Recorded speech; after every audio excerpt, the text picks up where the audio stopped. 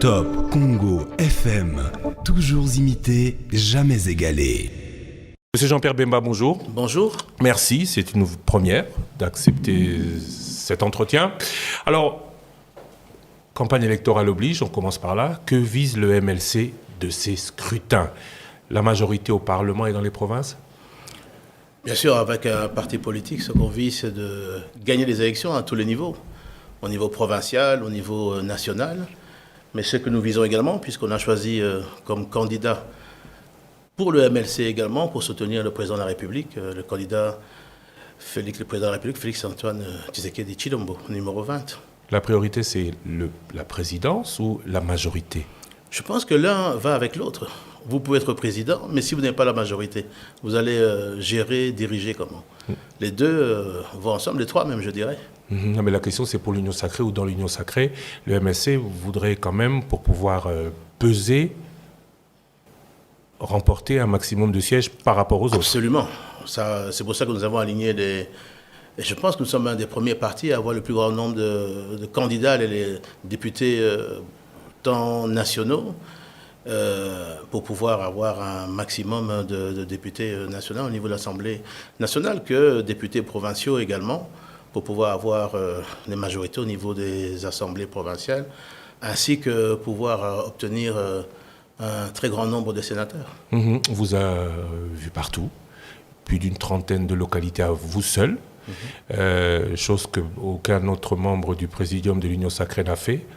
Pourquoi autant d'énergie? D'abord, le pays est très grand. Et je pense même que les 38 localités que j'ai faites n'ont pas fait la totalité de partout où j'aurais dû aller. D'ailleurs, je pense qu'un mois pour faire une campagne pour l'élection présidentielle, pour soutenir un candidat à l'élection présidentielle, est pour moi même très peu. Il faudrait même qu'on arrive à 2 mois pour l'élection présidentielle, 1 mois pour cette amende législative et 15 jours pour les provinciales. Mais j'ai pu faire le maximum. Parfois, nous arrivions à 4 localités par jour, en commençant à 9h du matin, en terminant à 18h. Dans vos déplacements, vous avez eu des propos controversés sur un autre candidat à l'élection présidentielle. N'eût-il pas été plus simple de ramener cette affaire ou ces dossiers à la Cour constitutionnelle pour l'invalider? Écoutez, ça ne m'appartient pas d'ailleurs d'aller au niveau de la Cour constitutionnelle, mais ce qui m'appartient, c'est d'éclairer la population. Je connais l'individu que vous parlez et je pense qu'il était important au moment actuel de pouvoir éclairer la population parce que c'est un choix qui est important, le sommet de l'État. Et je pense qu'il était important qu'on puisse également expliquer que la personne que vous parlez ici est d'abord un menteur. Parce qu'il ment partout, il ment auprès de tout le monde et il ment systématiquement. Dans les dossiers que vous parlez, parce que j'ai été également aussi attaqué là-dessus, et j'étais surpris d'apprendre, parce que je ne l'ai pas suivi, mais j'ai suivi une bande qu'on m'a envoyée, qu'il aurait dit sur une radio internationale, par rapport à une question qui a été posée, s'il était oui ou non zambien, il a dit qu'il n'avait pas de passeport zambien. Or, son porte-parole a confirmé, le jour où j'ai demandé au niveau du stade de Massina, qui nous dit si c'est vrai ce que cet opposant zambien disait, ou l'accusait d'avoir le passeport et l'identité zambienne, son porte-parole l'a confirmé. Ça, c'est grave. Parce qu'au sommet de l'État, vous ne pouvez pas mentir au peuple. Et ça, c'est terrible. Et je dis que vous ne pouvez pas non plus introduire des demandes de visa, tant au niveau de l'Angleterre qu'au niveau des États-Unis, et dire que vous êtes zambien et mentir au peuple que vous n'êtes pas zambien. Je veux dire, ce qu'on demande à un président, c'est de dire la vérité à la population. Ça qu'on demande à un président. Plus grave encore, lorsque le monsieur dont vous parlez, en 2013, fait une demande d'application de visa pour les États-Unis. 2013, c'est les premiers dans le site qui a fait apparaître toutes les entrées qu'il est arrivé aux États-Unis. Il a commencé en 2013. En 2013, il était gouverneur de la province de Katanga, n'est-ce pas?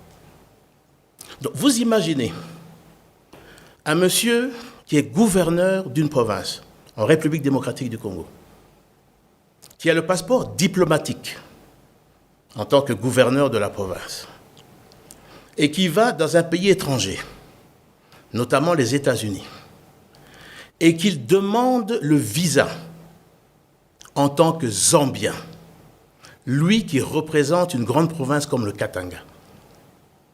Vous mentez à la Grande-Bretagne, vous mentez aux États-Unis, vous mentez au Congo. Et vous mentez également à l'Italie, parce qu'il a également la nationalité italienne.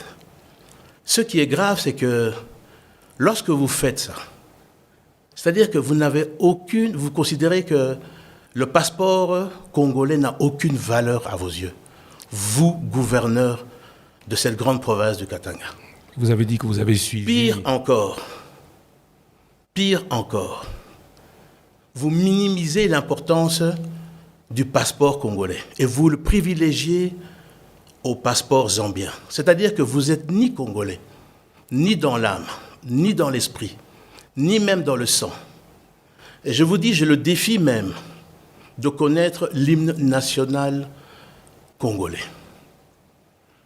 Ces accusations resteront lettres mortes. Seuls les candidats, vous l'avez dit tout à l'heure, peuvent apporter des faits nouveaux. Pourquoi ne pas l'avoir fait via votre candidat si vous êtes si sûr des informations que... Mais les informations sont là à la place. Je veux dire, il appartient à ceux qui jugent de pouvoir le porter au niveau de la justice de le faire. Et s'il est élu ? S'il est élu, je veux dire, c'est ça la volonté du peuple, mais je ne pense absolument pas. Ce que je également dois vous dire aussi, c'est que monsieur, la même personne que vous parlez là, est un manipulateur.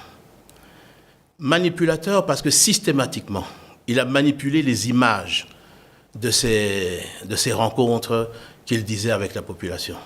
Et heureusement que les Congolais ont l'esprit ouvert aujourd'hui. Ils ont les moyens également, par des drones, par des images à l'arrière, de montrer la réalité de ça.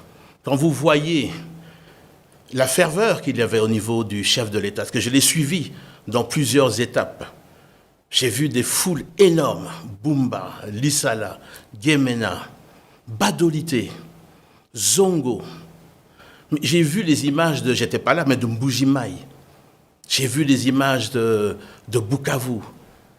Mais je veux dire, je n'ai aucune crainte, à avoir sur ce qui pourrait arriver au niveau de notre candidat. Revenons un peu sur ce problème des nationalités. Le camp de celui qu'on n'a pas cité affirme que votre colère d'aujourd'hui est due au fait que leur candidat a fait le plein dans votre fief. Et il vous montre aussi du doigt en disant, vous accusez l'autre d'avoir fait une chose que vous aviez vous-même fait auparavant. Détenir un passeport étranger. Écoutez, il faudrait d'abord qu'il le prouve. Moi, son passeport, il est là, là-dessus.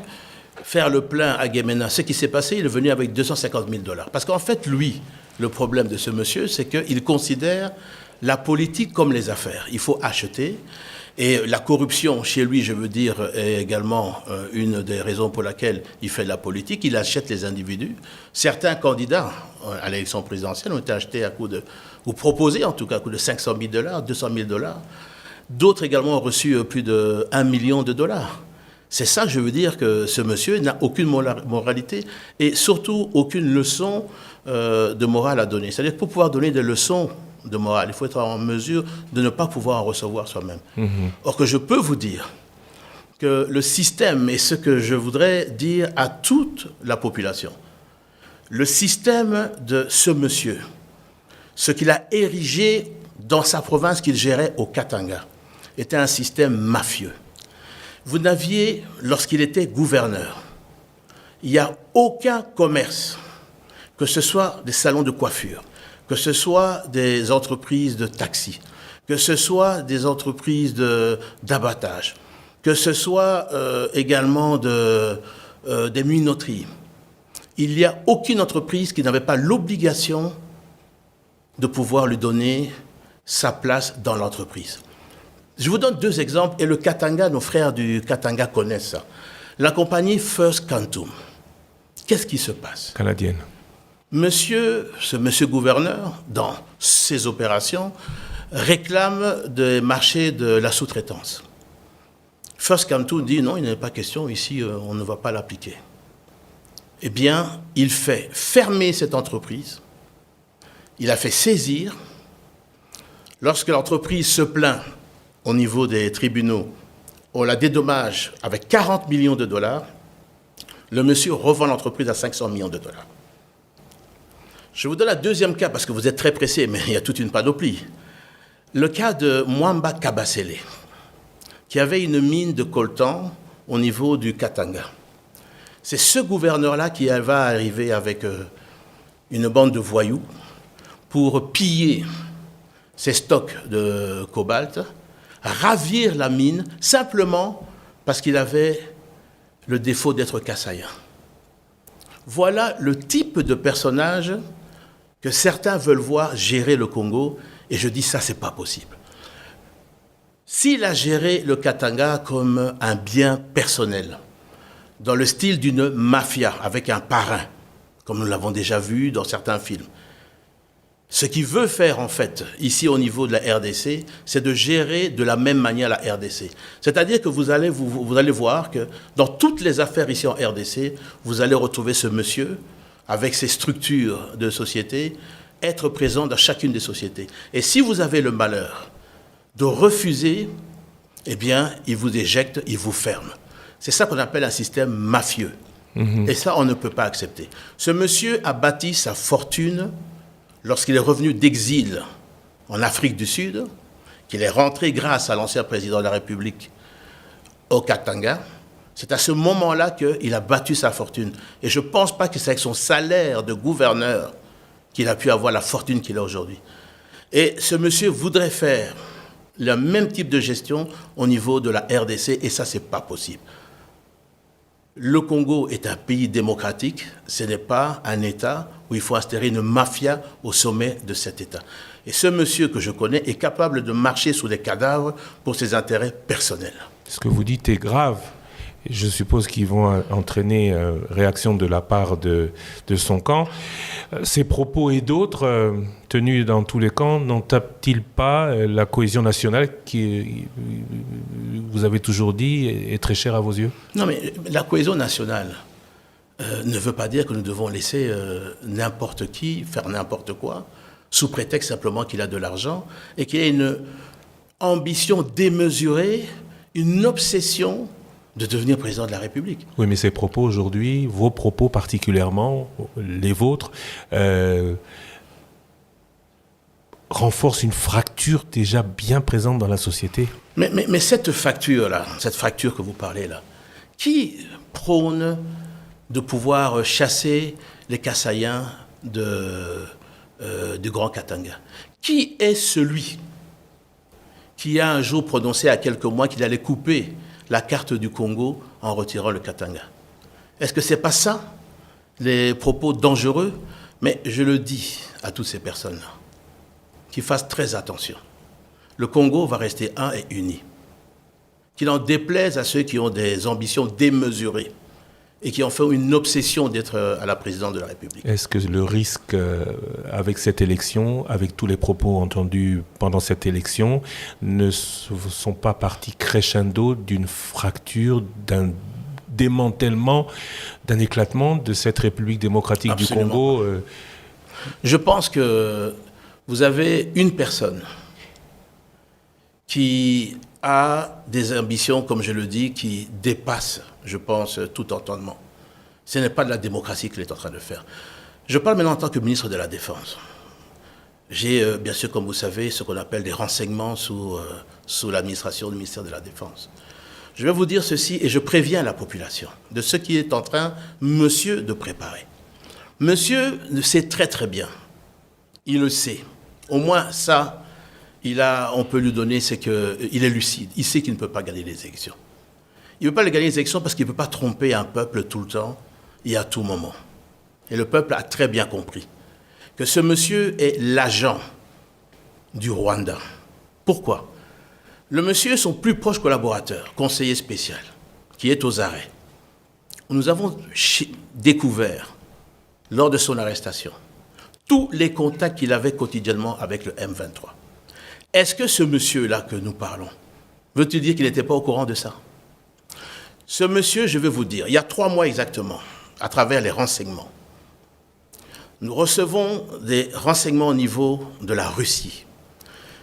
Suivez-moi bien, ce que ce monsieur se prépare à faire, lui qui prône toujours la paix, sa chrétienté, il a contacté une organisation russe pour pouvoir et donner beaucoup d'argent, parce qu'il est financé par des multinationales internationales que nous connaissons, je ne donnerai pas les noms ici, je connais les noms de ces personnes qui le financent, et il a demandé à cette organisation russe de pouvoir entrer dans le système de la CENI.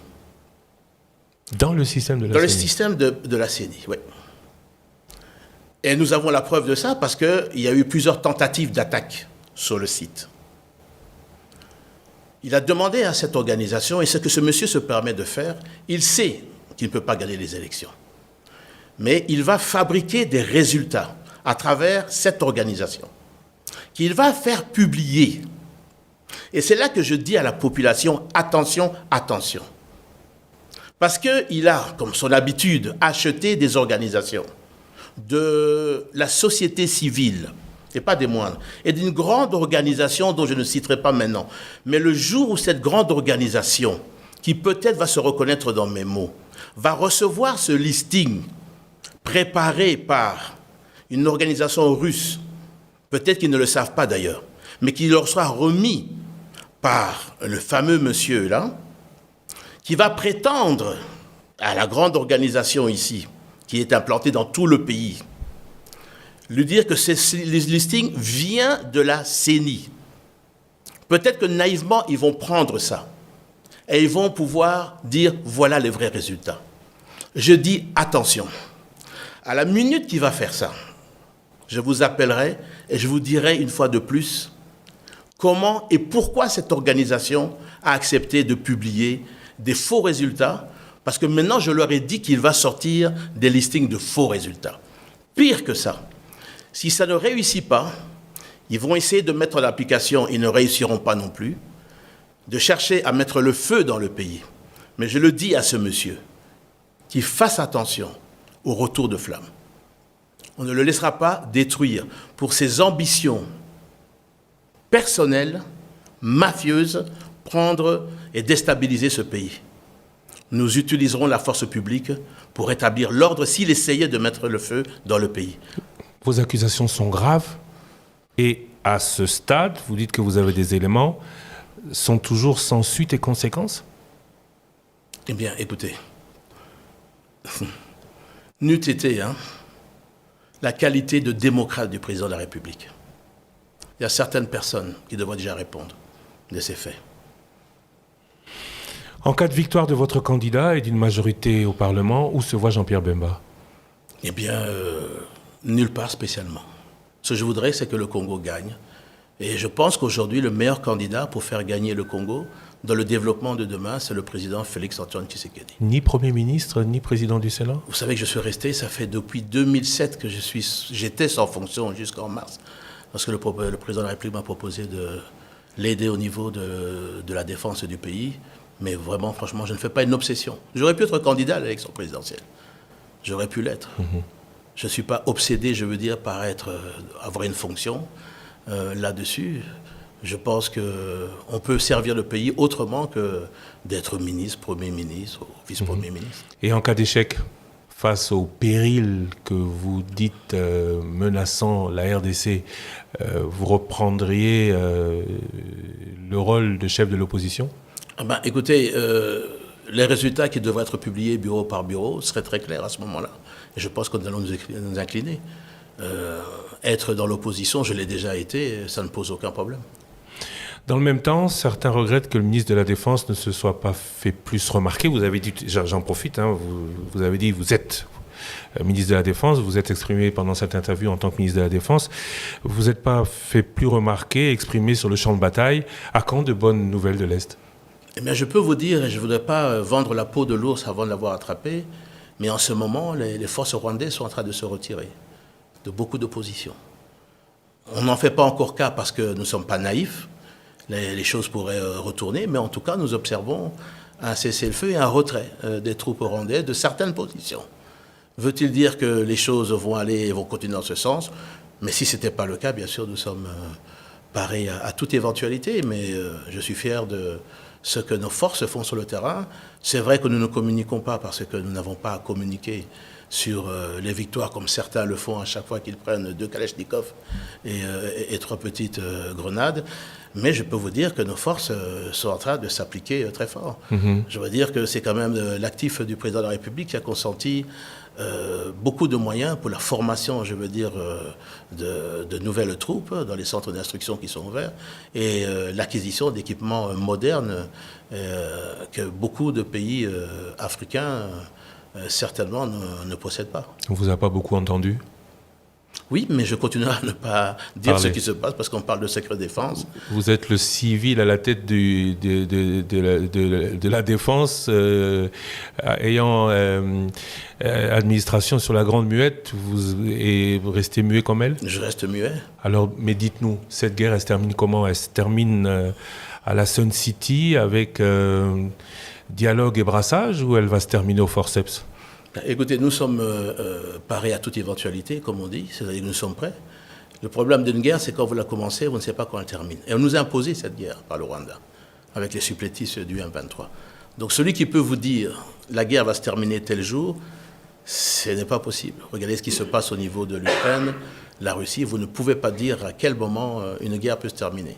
Mais ce que je peux vous dire, c'est que nous la faisons, les hommes sont prêts à toute éventualité et que nous défendrons chaque centimètre carré de notre territoire. Ni dialogue, ni brassage, jamais. En tout cas, ce n'est pas à l'ordre du jour. Il y a le processus de Luanda et le processus de Nairobi. Ce sont les 2 processus qui permettront de terminer la guerre. Et nous espérons que tout le monde va aller dans ce processus, soit de Luanda, soit de Nairobi. C'était une émission de 9 minutes, on en est à 21 minutes. Je vous remercie, M. Jean-Pierre Bemba, pour cette disponibilité peu commune. Oui, c'est vrai. Peu commune. C'est vrai. On le regrette. Oui, oui. Comment vous allez? Je vais très bien. Content d'être rentré au pays. Mais ça fait depuis 2019, hein. 2018 d'abord, un petit séjour. Et puis, je dirais, plus longtemps, à partir de 2019, avec l'arrivée d'ailleurs du président Tshisekedi à la tête, et qui a permis, je veux dire, à tous les opposants qui étaient châtiés, y compris même la personne que nous parlons ici, avait été interdit par l'ancien président de pouvoir rentrer dans le pays. Il a pu bénéficier aussi de la magnanimité du président, lui donnant un passeport, jusqu'au moment où il a poignardé, comme il a poignardé d'ailleurs de son ancien président aussi. Donc j'ai une anecdote à vous dire à ce sujet. Ah oui? Ah oui. Je pense que nous sommes en décembre 2021. Je pense qu'au moment où il vient à Kinshasa, parce qu'il ne sait pas s'il va rester ou il va partir. Il vient me voir à la maison. Je lui dis, mais j'ai des renseignements disant que tu es en train de chercher à retrouver l'ancien président, à vous réconcilier, tout ça. Je lui dis, mais tu sais quand même ce qu'il a dit de toi. Il a dit que tu étais un traître, que tu étais un Judas. Par rapport à lui, il essayait apparemment, selon toi, d'essayer de te tuer et t'empêcher de rentrer dans le pays. Droit dans les yeux, hein. Mon frère, jamais je ne peux faire ça. Retourner chez ce monsieur. Tu sais ce que je lui ai fait? Je dis, écoute, moi je te dis, fais attention. Mois de mai, je pense, 2022, on voit qui s'embrasser dans l'église à Lubumbashi? C'était une poignée de main. Non, ils sont embrassés. Là. Mais ce n'est pas un problème, mais ils sont embrassés dans l'église. Et c'était voulu. Voilà un peu la personne qui vous jure que ça ne peut pas se faire, organise et provoque. C'est ça, le personnage. Monsieur Jean-Pierre, j'aurais voulu m'arrêter ici, mais je ne peux pas m'empêcher de vous poser la question. Si vous rencontriez, vous, dans une église, Joseph Kabila aujourd'hui, quelle serait votre réaction? S'il devait passer devant moi, je dirais bonjour. Mais je ne vais pas organiser une rencontre via l'archevêque de Lubumbashi pour dire « faites tout pour que je puisse le rencontrer ». C'est pas ça que je ferais. Aucune animosité entre vous et Joseph Kabila? Non, on n'a aucune animosité. On ne se voit pas, on ne se parle pas. Donc, je veux dire, il n'y a aucun problème. Monsieur Jean-Pierre Bemba, je vous remercie. Merci.